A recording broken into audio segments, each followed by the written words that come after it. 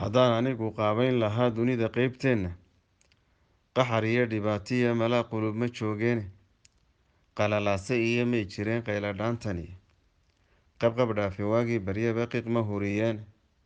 qabiil laguma dhaateen dal aan qaadigii ahay haddaan anigu qaabayn lahaa dunida qaybteenna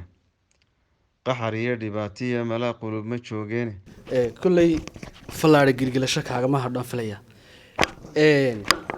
naasir baan usoo noqon doonaa naasirow waxaad ka warantaa waxaa jirta dhalinyaro fara badan oo jaamacadaha ka baxay ama master ha noqdaan ama digrii ha noqdaan dhalinyaradaasi way iskala hanwan yihiin shaqooyinkii ay qaban lahaayeen oo ninka dhalinyarada wuxuu doonayaa maanigoo digrii ama masteran shaqada qabtuu ka oranaya marka ma jirtaa dhalinyaro fara badan oo hanweyni ay shaqayaraan ku ridaba haddaan su-aashaada si toosa u galoon uga jawaabo dee tusaale yar kooban baynu gelinaynaa waxaa tiri ma jirtaa dhalinyaro iskala hanweyn shaqada imaka anigu jaamacad baan ka baxay tusaale ahaan markaan jaamacadda ka baxay maanta qalin jabiyey lacagta igu soo baxda waan garan karaya intay tahay maanta munaasib ma igu tahay intaan kuuli galo inaan reer ka biiliyo taas macnaheedu waxa weeyaan maya macnaheedu iskalama hanweynin kuuliga haddii lagu qaadanayo $500 dadkoo dhan baa dee ka shaqayn laha laakiin dee kuuliga intii lagu qaadanayo waa $4 wey waa 60,000 oo laana wey 60,000 oo laani munaasib ma ku tahay qofka dhalinyarada ah ee jaamacad dhameeyey ee Hargeysa jooga imika wada kuuligeenu waa suuq jiro oo waa laga shaqeeyaa ha lama helo bade waa sida Axmed sheegayo Axmed baa waayay oo tusaale inoogu filanba shaqooyinka jira iskalama weyn laakiin investment wixii ku soo galay iyo waxaan isku qalmeen wax lagu siinayo wixii ka soo noqonaya meesha maantadaas aynu ka shaqeynay hadii saabaanka iyo hoteelada iyo waxa soo dhan lacag fiican inaga soo galayso waan ka shaqeynay laakiin markaad weydo meeshii aad ka shaqeyn lahayd iyo wixii ku deeyma qalmaysan $6 ku shaqeeyo maalintii oo maanta oo dhan xiiq qardun ban xooqsiday qof kaliya kama bixin karayo tigir kama bixin karayo marka amal la'aan baahsan baa jirta waa qodobkii koowaad baan wali ku celinaya shaqo la'aan baahsan baa jirta oo imaka dadkeena aan scalerka kale miiga ka soo gala oo kale iyo dadkaas oo kale wadaga arkay kuuliga 10 qof baa soo istaagay marka subaxii qol kaliya baa la dhisayaa 10 ka qof 5 baa noqda ama 4 dee qof jaamacad ka yimid oo Axmed waxa lagu yiri bad adigu ma qaadi karaysid kuuligana wastaadkana nin la shaqeyn karo baa la shaqeeyo oo waxaan isla fahmayaan marka way aad baad ma santahay Cabdullaahi adigu ma qabtaa fikirka ah sheegaya in labadan nin annagu haddaan mar jaamacada ka baxnay ama saabaanka ma maydhano ama kuuliga ma gelin adigu taamiyad qabtaa Cabdullaahi bismillaahir rahmaanir rahiim horta dooddu imikuun baad moodaa inay soo diirayso marka horta waxa oran lahaa waxa la kala deynayaa maxay ahayd laba arrimood la kala deeyo labada arrimood waxa weeyaan number 1 shaqo ma jirto iyo wixii waa ka khashaafaya oo already inaan degree yaanay oo degree holder ah marka suurtagal ma aha inaan 60,000 maalintii ku shaqeeya nolosha bini'aadanka ama Yurub ha ama Mareykan ha ama meel kasta ha horta shaqo la'aan way jirtaa laakiin haddana meel kasto dunida kamid ah shaqo way taala baad taa fahmay shaqo way jirtaa shaqo la'aan way jirtaa labada concept soo macda shaqo way jirtaa shaqo la'aan way jirtaa macnaheedu waxa weeyaan dadkii in waxa weeyaan degree-ga holder kaasa oo shaqadii ka khashaafaysa imika waxa aragnaa inaan miyi ka soo galay 4-5 sano Hargeysa joogay muddo yar wuxuu wax ku noqday oo aan gaadhayn 5 years 4 years macnaheedu waxa weeyaan kamu khashaafay shaqo meel kastuu ka helo uu ka shaqeynay marka aad doonaysid nolosha inaad meel gaadhana waa in aad samaysaa sacrifice waa inaad nafhurid samaysaa maaha waa la igu arkayaa maaha jaamacadda Hargeysa ka soo baxay maaha waxaan ahay nin degree holder Suudaan marka aad tagto ama maxay ahayd Masar ama wadamadan Afrikaanka waxaad arkaysaa nin PhD holder haddana taxi wata wuxuu urursanayaa shilimaan yar yar marka wuxuu aaminay haddii uu iska daayo shilimaanta ay ururinayo inuu camal la'aan ku dhacayo marka under unemploymentigii uu ka sheekeynaya cabdiqaadir dhinac marka laga eega innagaa isku sababa oo inaad harakooga iibsan kari weydo aad taade 60 kunna ku shaqayn maayo bal labada arrimood say isu qabanayaan halkaa laga era jaalsan waay bal cabdicasiis baan isagana u dhiibi doonaa cabdicasiis iyo fikirkiisa weli waa su-aashii ahayd waan ona socdaa in yar baan dubayna wada celinayaa anu degmada sheekh baan ka yimi waqtigii dugsiga saraan ku jiray bilaha iskuulkayga mararka qaar intaan kuuliga galaan kuuliga ku bixinayay hadeega ma maqlaysaa intaan kuuli galay ayaan furaashka iyo busta iyo furaash iyo maxaan ku raadin barkintan ka iibsaday waliba iskuulkeena ku bixin jiray maalmaha jimcaha maalmaha khamiistan gali jiray balwad maalan lahayn walaal waxa weeye kotoko kunu ku dhigmi hadaad balwad lahayn oti waad uu ilaahay ku barakanaya marka waxa weeye aniga kuuli galay oo dugsiga sare kaga soo baxay aniga kuuli galo wax ku iibsaday taas waa reality marka halkan kuuliga maxaan yar saayun halkan ku dhaafo markaan galo shaqadaas waxa weeye oddi waxaan la socdaa cabdi walaalkii mid baan la socdaayo dadka inay baxaan oo inoo dhoofaan anu ka sabtiga aad baan taageersanay waayo meelaha ay tegayaan waa meelo ka rationality iyo alternative fiican wadankeena la isku ma hayo aan ku dhimayo may waan saxayuun adkeen baan sameeyay waqtiga ka yaad way kullay deebiye meel godan bay isugu imaadaane waa la isfahmaan filayaa way weli su'aalaheena marka ku socon doonaa naasiro waxaad ka warantaa may dadka waan siin doonaa Chinese-ka hadii la hayraa waqtiga wixii noo soo haro ayaan dadka siinaa way naasiro waxaad ka warantaa fursado shaqo dalka ma ka jiraan fursado shaqo la abuuri karaa dalka ma ka jiraan baad adigu aaminsan tahay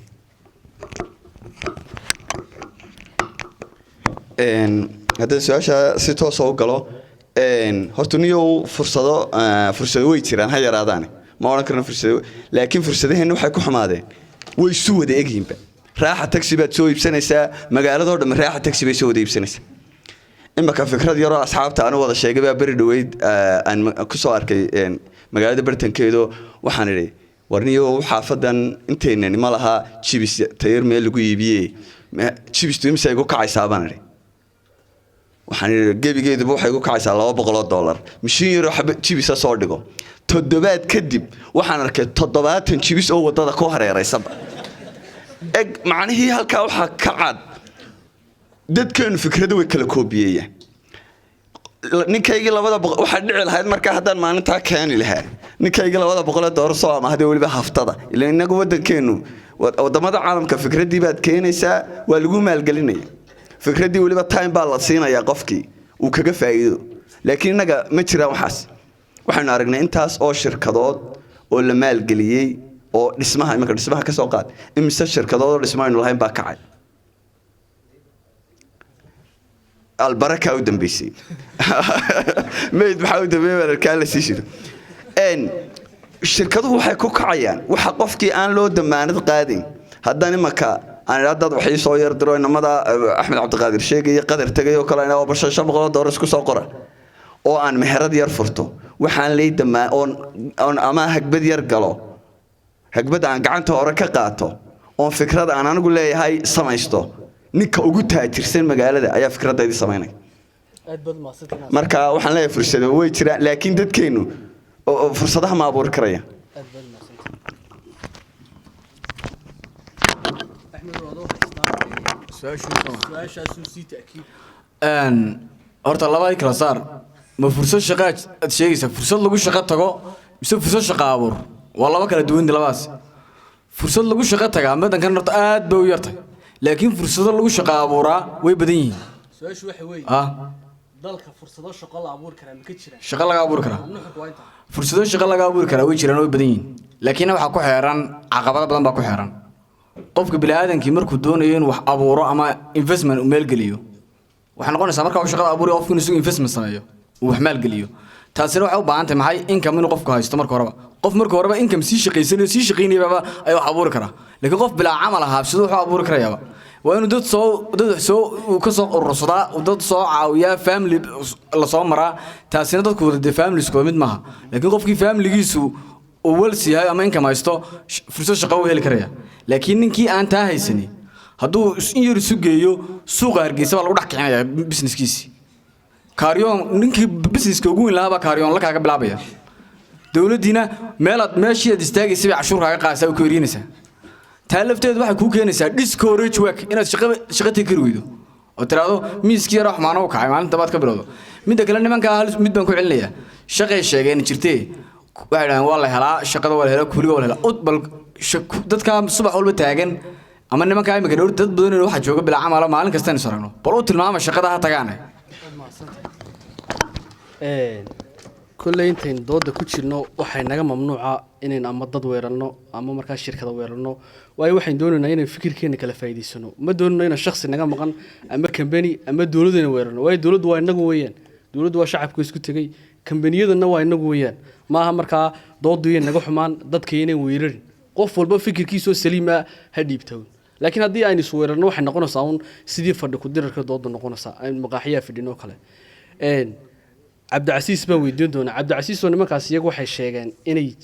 fursaduhu way jiraan haba yaraadaan iyagu taasay leeyihiin adigu markaa maxaad leedahay waxaa la yidhi biyo meel garo isugu soo imaadaane mar haddii markhaati kaceen in fursaduhu jiraan lagu abuurayo shaqo asxaabtooduna waa mahad celinayaa fursadaha shaqo way jiraan walaalow shaki la-aan waxaa tuliil kugu ah 3 mas'alo waaweyn baan kugu soo qaadaya fursado waaniga kugu yiri 2016 markan jaamacadda ka baxay aniga naasir glass baan hayna jaamacadda isku glass baan hayna saasa marka hospital yahay markan ka baxnay jaamacadda asxaabtii waxaan ku warniyo burco way scarce bay ay jirtaa aan fursad iskuulka abuurno way iyo baqayno way isku ku dhici kar waayeen 2 sano ka bacdi bay gudan walaalon ku marqaad kaanay macnaheedu waxa weeye shaqo in la abuur kariyo tusaale walaal u taydee waa daliil cad inuu eegmiino shaqada waa nooci maxaa lagu qaata miyaa lagu qaatooda waxa eegmiino no division nadar waxa eegna maxaa la abuuri karaa misla ma abuurka waaniga kugu leh somtel horteedu 2 sano ka hor bandoobeed way madoobeed maantana nuurka iyo cadeynta iyo cawiska ka dhacay cuntada ka dhacda waa la arkaa shaqa abuurdo iyo manima abuurtay waa fursad shaqo maanta ugu dambeysay baan kurgaaraan israacno wuxuu ku ICD hagaajiyo uu hagaajin kar way wuxuu hebel baa hurda hebelka hurdaan waxa laga yaabaa inuu hagaajin karin waa fursad kale laga abuur karo shaqo ninka maanta ku takhalusa ICD-da gawaarida inuu hagaajin karayo waa daliil cad $100 baa jeebkiisa ku dhacaya mid kale aan raacinaya nin Cabdinaasir baa garanaya in raaciga oo lecturer noo ha jaamacad Hargeysa public noo dhigi jiray ayaa waxa dhacday nin magaalada Boorama seminar lagu galay ninku wuxuu ku yimid magaalada Burco marka ciigu wuxuu qabanaya lecture-ka seminaarka qabanaya ninka Burco ka yimid waa naafo moobiladu wala hagaajiya wuxuu maalin kasta yiri inta gaarayso 8 ilaa iyo 12 $400 baa jeebka ku soo dhigay waa maalin kasta moobilada software-dan ku kalshabay computer $400 bishii waxaan qaatay lacag $3,500 ilaa $4,000 weligii wax ma baran walaalo de walaal waxa weeye runta la isku sheegay ما صنت عباس أد بعد ما صنت عبد الله بن سعد إنك يسوي كي يقدون هذه لا عبد الله هذا سؤال أي هذا سؤال شاك سود وهذا وحلي يدي صومالو واحد على صدر مقطع سؤالي كريبا صاحب هذا هدي هدين فرصة الشقة ويتشران جرانت واجار بدنانت واجار أنا ما يسكده لكن شقة ويتشرته لمرون وي tii kalena waxay yiraahdeen shaqadii markaan ka soo baxay jaamacad waan ka yara khashaafaya oo 60 iyo 50 meelaha de markaa doodoodii haddaan dib ugu noqdo waxaan leeyahay dadku xaqiiqada marka ay isu sheegaan ayay horta talaabo hore u qaadaan laakiin dad xaqiiqo way isu sheegin horta talaabo hore u qaadimaysid lambar 1 waa inaad aamintaa shaqo way jirtaa lambar 2 waa inaad ka khashaafin marka qofka hadduu leeyahay commitment ka go'naan hadday waxani ka go'an tahay aad doonaysana inaad qabato xirfadeedina aad la timaado already marka horena aad aaminsantay shaqadii inay jirto shaqadii way jirtaa waa la helaya laakiin haddii aan ahay inaan ka soo baxay degree oo inankii miyi ka soo galay aan ka yara khashaafayo meeluu ka yar shaqeeyo meelahan dhaxaa inaanna tago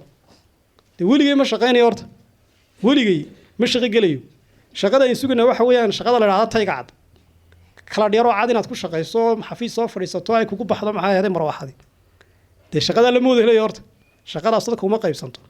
oo dadkii marka populationkii la eego dadkii waa kala type dadkii la isuguma wada talagelinay meel ka wada shaqeeyaan laakiin waxaa loogu talagalay qof inuu noqdo makaani qof inuu noqdo maxaa ahaaday qof beeraha ka shaqeeya qof inuu noqdo qof IT qof inuu noqdo dee ma soo koobi karayo marka in adigu fiilkaagii marka hore garato aad kana khashaafin already shaqo wadasha marka intaasaan ku soo koobiyo كل دي متشرف بدن baa ka soo qayb gashay waxaan doonaynaa dadka inay fursad siino oo qof kasta halka fadhiya uu isku dayo nimankan aqoon-yahanada wixii uu su'aal qabo uu weydiiyo marka mikrofoonka soo wareejinaya magacaagu mad ku bilaabi doontaa su'aashana wad geli doontaa marka hore waan salaamayaa dhammaan marti sharafta iyo waxa weeye nimanka golaha ka doodaya dhammaantood haddii alla yidhaha kolley waxa weye su-aashu dee laba qaybood bay waxa weye haydoo qola waxay lahayd waxay taageeraysaa in waddanka shaqa abuur ka jiro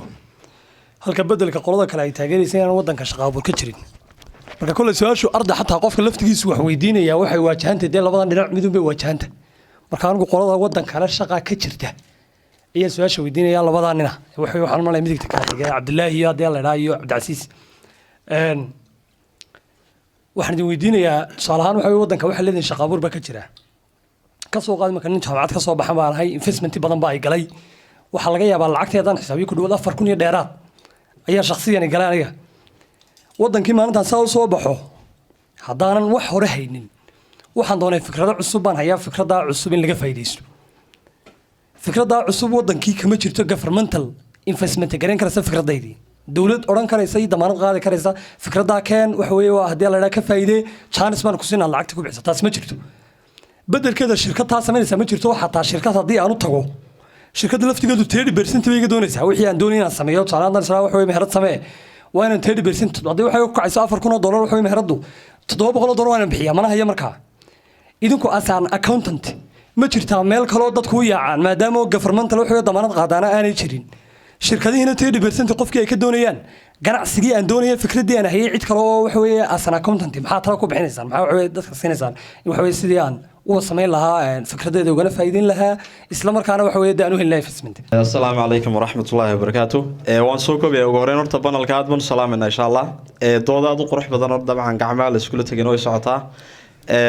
anigu runtii su-aal ma jecli inaan weydiiyo laakiin contribution yar oo doodan dabcan labada dhinac un dhinaca sidii fikrad ahaantayda aan ku biiriyaan jeclaan laha anigu runtii dooda shaqa ma jirtaa mise shaqa ma jirto dabcan anigu waxaan aaminsanay shaqa way jirtaa laakiin shaqa xumaa jirta runtii markaynu ka hadlayno shaqa xumada jirta ama shaqa la-aanta jirta ee somaliland ka jirta dhallinyaradeena weliba dhallinyarada wax baratay ugu badan factors badan baa saameynaya kow waxa ka ah inta badan systemka waxbarashadeena ee wadanka ka jira baahiyaha wadankeena ka jira kuma salaysna inanka dhallinyaradii markuu jaamacadda ka soo baxo ee oo 4 sannadood jaamacadda soo dhameeyo wuxuu jecel yahay kursi wareegaya inuu sameeyo laakiin inuu isagu shaqo abuuro ama shaqada uu qabto runtii uu ku qanco ma jecla taas waa qodob weeye qodobka labaad jira waxa weeye waxaan la yiraahdo vocational training skills ama iskuuladii xirfadaha ay dad skills ay soo saaraan iyaguna wadankeena way ka burbursan yihiin haddaad ma ku fiirsataan tusaalaan imika guriga ama guryaha ugu dhaadheer shaqooyinka ugu badan wadankeena ka jira construction ka badan finishingka fooq kastoo laga dhiso magaalada gudaheeda waxaa dadka ka shaqeeya wadada Janabiya حتى شركتها ودن كانوا حيصوها يرجعستان ضد بدن وهالكلمات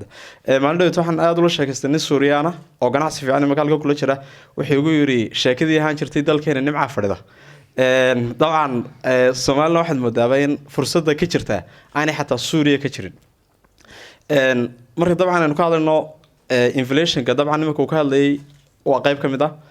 إنه مركو شقيه له إمبلاير كوجوين الشقاء ورك طبعا هو دولتي كاباستي بدن ومالها oo shaqaalo badan ay dabcan ku qaadan karto mushaharka ay bixisana kuma qancaan dhalinyarada inta badan haddaad u fiirsato inanka ugu badan ee xataa agaasimo waxeed gaara markuu muddo joogo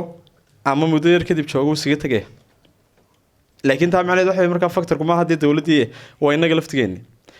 arinta labaad runtii iyadana muhiimka waxa weeye resource-kan uu koobay waxa ugu badan inta badan inaga wax shaqaaleysiyo waxa badan ganacsigeennuna warshado badan oo waaweyn oo dad badan shaqaaleysiin kara runtii inaguna ma leeyin marka aanu doodaan aaminsan waxa weeye shaqo way jirtaa laakiin shaqo xumaa jirta umaasati بسم الله الرحمن الرحيم aad baan u salaamayaa dhammaan dhalinyarta meesha isugu timi doodo laba dhinac dadka fadhiyana waa laba dhinac marka waxa weeyaan qolo walba xageeda hoos shacabka uga timis waxa weeyaan baahi baa meesha timi oo dadka meesha dareemaya badanku wixii aan shaqeynay waxay isleeyeen arraad meesha maanta kala tagtaan xal u noqonayo problemkaaga shaqalaaneed marka imka dhalinyarta halkaa fadhida waxay leeyihiin oo shaqalaani ma jirtee shaqa jirtee doono oo scale samee soma marka kuwaasi waxay qancinayaan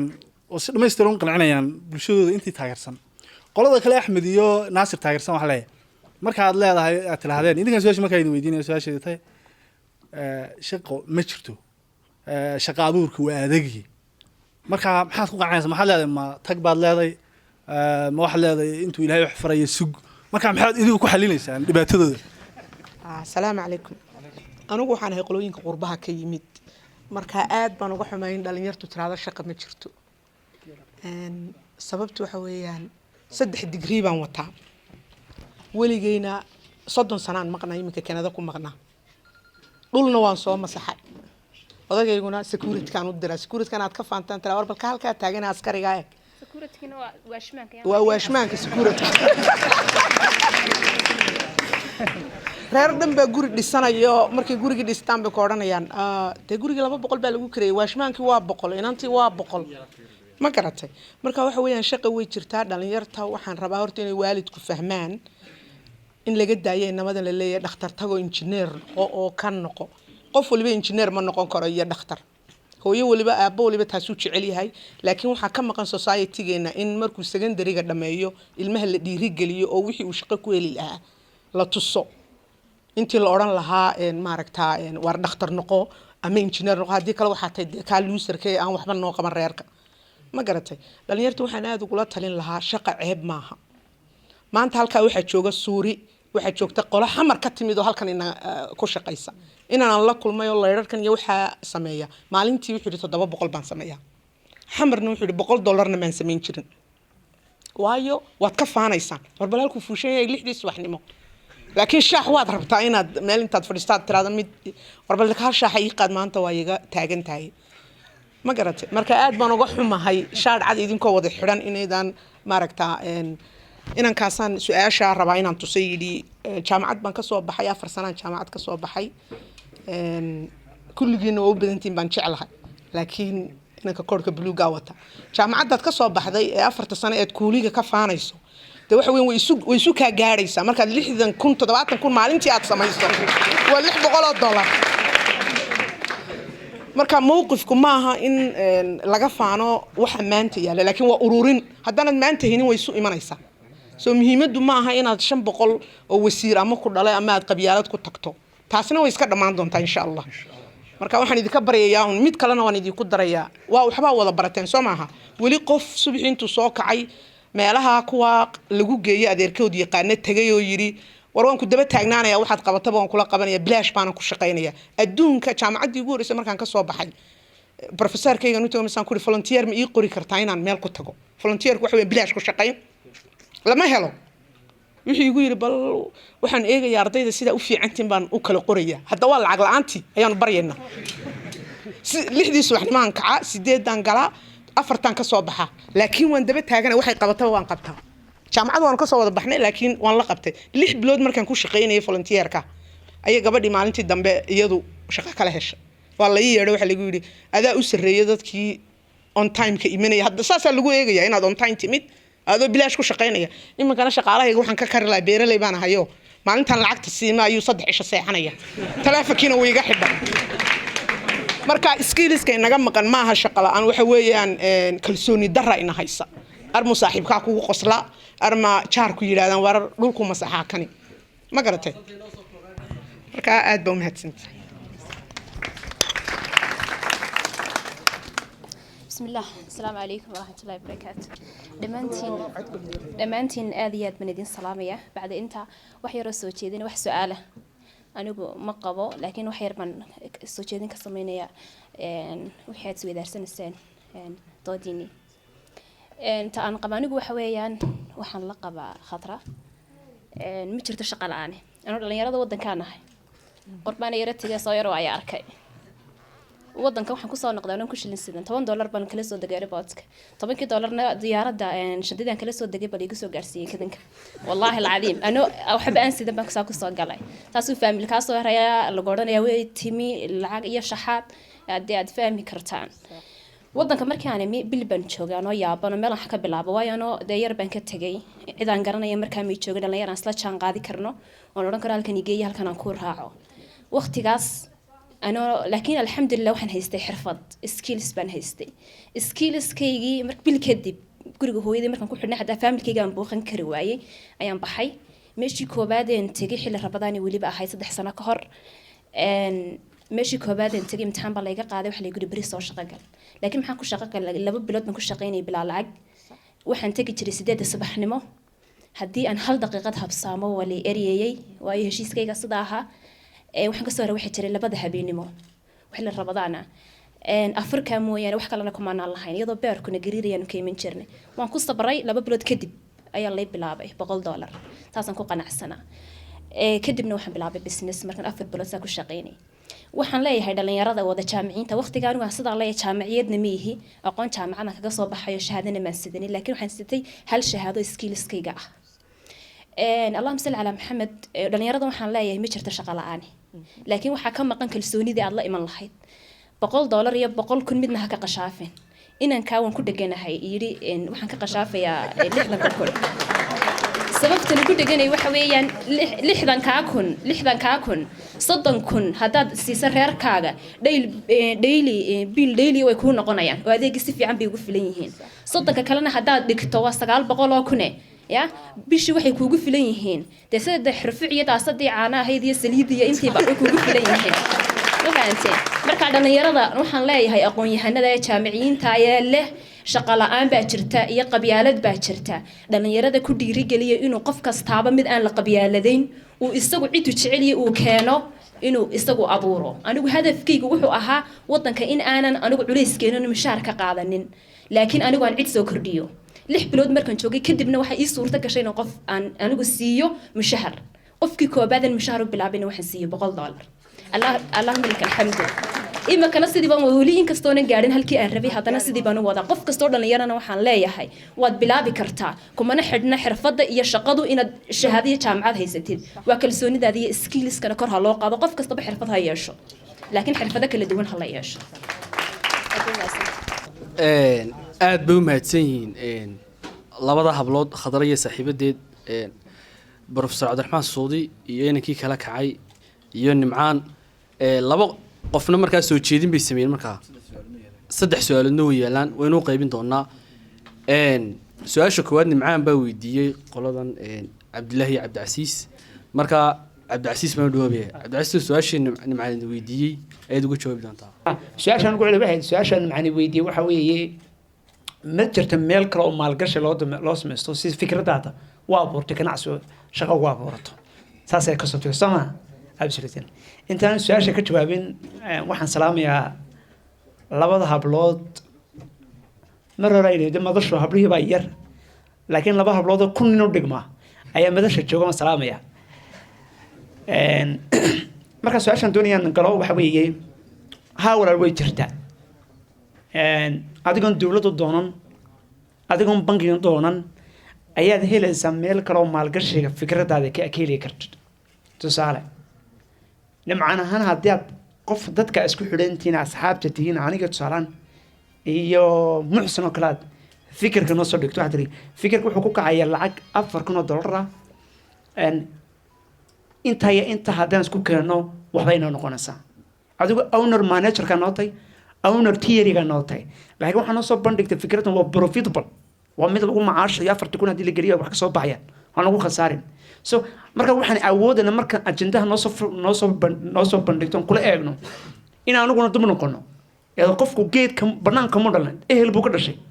maanta chance baan haystaa meel fiican baan mooyay fikir baa isoo baxay I need inta dabad waxa laga yaabaa inaan markaa $1,000 yar dhul baan ka keenay ee marka la tahriibo $10,000 la shubay walaalo wuu tahriibo $10,000 baa la shubaya yaa laga keenaa ehel baa laga keenaa dee ehelka 10,000 laga keenayo ayaan baana marka kunkan ka doonaya marka nimcaan fikirka ay keento marka waan ku imanayaa dee fikirkay saasan ku dhaqaashinay idamka ilaahay marka taas waa ta ugu habboon markaan ku sheegay dugsiga inama yimaadayna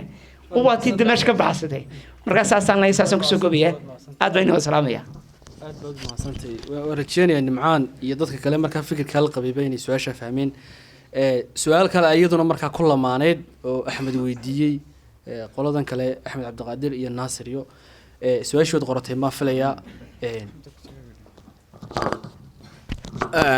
in yar waxaan doonayaa inaan dul istaago horta marka waaqacan ku jirna waa in laga hadla horta haddii kale filosofis bay noqonnaa dad filosof noqoto filosof ku xidhaa sidanay ku habboonayd sidanay ku qurux badnayd how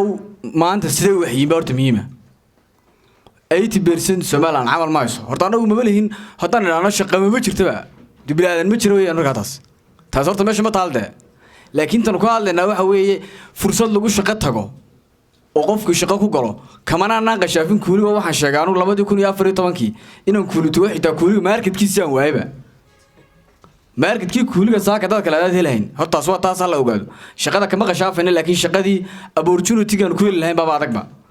talabaad ninkaas wuxuu yiri solution maxaad noo haysaa mar hadii maxaad xal noo haysaa horta 4 milyan oo Somaliland ku nool 200 oo ku wax gaadha ma shaqeeyaan problemkaasi problem marka anigu aan xal kaliya xalkiisa haya mid noqonaya ma waa mid nation ko dhan too yaala laakiin anigu aan ku tilmaami karaa talaan ku siin karaa oo talaan ku siin karaa waxa weeye hooyada iyo aabaha investment ku noqon karaa hooyada iyo aabaha ku noqon taladan waayo ma jirto dawladku invest garanaysa cidku invest garanaysa ma jirto meel kale ku invest garanaysa ma jirto London ability wax la yiraahdo ma lihid awood aad wax ku deysato fursadaad shaqo ku abuurtay xitaa ma lihid maba 500 ba jeebka kuma jiraan shaqaad soo weyday kuulima xitaa soo weyday sidoo markaa business soo abuuri kartaa marka waa in family business ad garabka saartaa uma noqonaysa ta kuugu dhow xalku waa waxa weeye wareerkiina 10,000 ku soo dir la tariibtay nimankaas ba sheegeen inaad tira 10,000 aniga business igu fura ama ha iga kaco ama hay jiro laakiin anigu xal aan ku hayaa ma jiro laakiin waan ku tilmaamaya dadkana waxaan u sheegay laakiin inaan philosophy noqonda oo waaqaca maanta Somaliland yaalla waxa weeye 80% dadku iyo wax ka badan inkastoo statistics dhaba jirin haddana marka si loo eego 80% shaqo ma jirto 80% ka qof madad waalan ba oo fursad abuuri kari waayay shaqo ku shaqo tagaan waa ma qof kasta shaqo uu raadi markuu soo waayay waxa dhacaysa de shaqadii way jirtaa laakiin yaa galay number yar numberkiina waxa ku galay inankaas ka dhawaajiyay qabyaaladina waxay keentay inefficiency haddaad shaqada lagu dooran la qofka skill iyo xirfadiisa waxay iman lahayd inuu qofku productivity sameeyo aad soo shaqo si ku shaqo geyn lahaa markuu wax soo saar sameeyo laakiin ninkii qabiil lagu keenay waa nin tacbaan ah productivity ma leh shaqadii buu la degay su'aashii weydiisay markaa jawaabteedu waxa weeye solution-ka ugu habboon waa relativiskaaga ku abuuri kara ay xal ku waayo ama business ku abuuri kara ama ku shaqo geyn kara wada Somaliland marka gudaheeda aan runta ku sheegada haddaan ku dhaal laakiin CV qaado xaqiiqatan waxaan ii sheegay anigu nin maanta caana magaciisa ma sheegayo xisbiyada Somaliland bi xisbi kamid ku jira CV-giisa man doo xargeysa ka hela been ma taas marka taas oo cadeynaya inaan meesha shaqo ba olde aad baad maasantay mar horena waynu sheegno ma doonayno inaynu ashkhaasta weerarno ama dadkii naga maqan inaynu weerarno ma doonayno si doodo aanay inooga xumaan waay kulley waxaan filayaa waxaan soo gaadhnay guntii iyo gabagabadii dooda waxaan aad ugu mahadnaqayaa dadka sida wanaagsan uga soo qayb galay welibana caawa doodu inay xiiso lahayd ma filayaa oo mar quraa lama kicin oo waxaad arki jirtay markii gunaanadka gaadho in la yar kici jiray